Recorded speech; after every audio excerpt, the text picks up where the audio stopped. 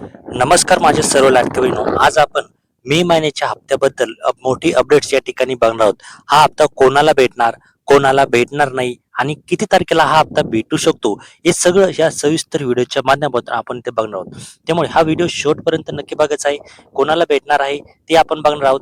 त्यानंतर किती तारखेला हा हप्ता भेटू शकतो, किती रुपये भेटू शकते ते सुद्धा आपण या ठिकाणी बघणार आहोत. त्यामुळे व्हिडिओ शेवटपर्यंत बघायचा आहे.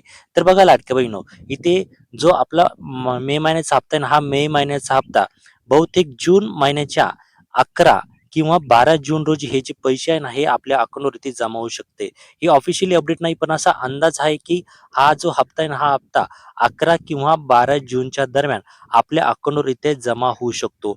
आता त्यानंतर सगळ्यात मोठी अपडेट्समध्ये हे पैसे नेमके कोणाला भेटणार हे सुद्धा महत्त्वाचं आहे. कारण की 23 आणि आपला जो मार्च आणि एप्रिलचा हप्ता आहे ना, हा मार्च आणि एप्रिलचा हप्ता खूप साऱ्या लाडक्या बहिणींना अजून सुद्धा इथे जमा झालेला नाही. त्यामुळे आता प्रश्न असा आहे की नेमका मे महिन्याचा हप्ता नेमका कोणाला भेटणार आहे? तर सगळ्यात पहिले बघा, ज्या लाडक्या बहिणींना मार्च आणि एप्रिल महिन्याचे पैसे भेटलेले असेल, त्या बहिणींना इथे 100% जो मे महिन्याचा हप्ता आहे ना, हा हप्ता भेटणार आहे. हे सध्या लक्षात ठेवणे इथे खूप गरजेचे आहे.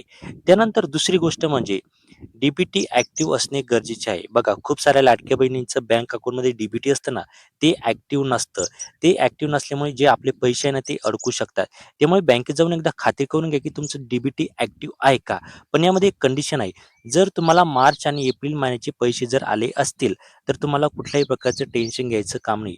तुमचं बहुतेक ऍक्टिव्ह असू शकतं. त्यानंतर तिसरी महत्त्वाची गोष्ट खूप महत्त्वाची आहे. काही लाडक्या बहिणींनी काय केलेलं आहे की आपलं जे बँक अकाउंट असतं ना, हे बँक अकाउंट चेंज केलेलं आहे.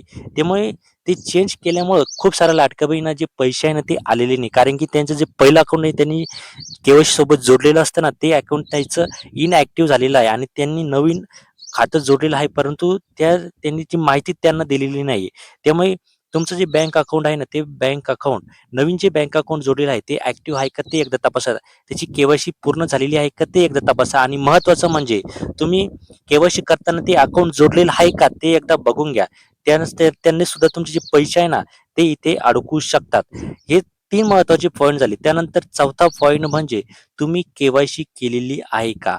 आता के-वाय-सी म्हणजे कोणती?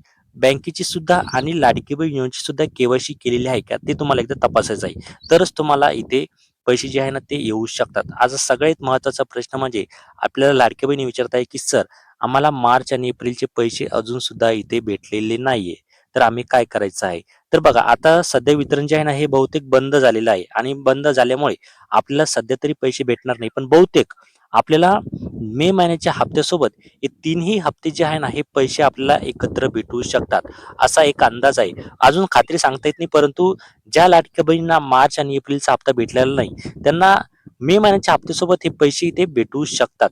ही मोठी अपडेट्स या ठिकाणी आहे. मी तुम्हाला सर्व माहिती सांगितली आहे, की कोणाला पैसे भेटणार आहे, कोणाला नाही भेटणार. ही सर्व माहिती मी तुम्हाला या व्हिडिओच्या माध्यमातून सांगणार आहे. किती तारखेला हप्ता भेटू शकतो मे महिन्याचा ते सुद्धा मी तुम्हाला या व्हिडिओच्या माध्यमातून जे सांगितलेलं आहे. त्यामुळे हा व्हिडिओ जास्तीत जास्त लाडक्या बहिणीपर्यंत शेअर करायचा आहे. चॅनलवर नवीन असेल तर आता सबस्क्राईब करून घ्या. व्हिडिओला लाईक करा आणि इतर लाडकी बहिणींपर्यंत हा व्हिडिओ नक्की शेअर करा. धन्यवाद. जय महाराष्ट्र. भेटूया एका पुढच्या नव्या व्हिडिओ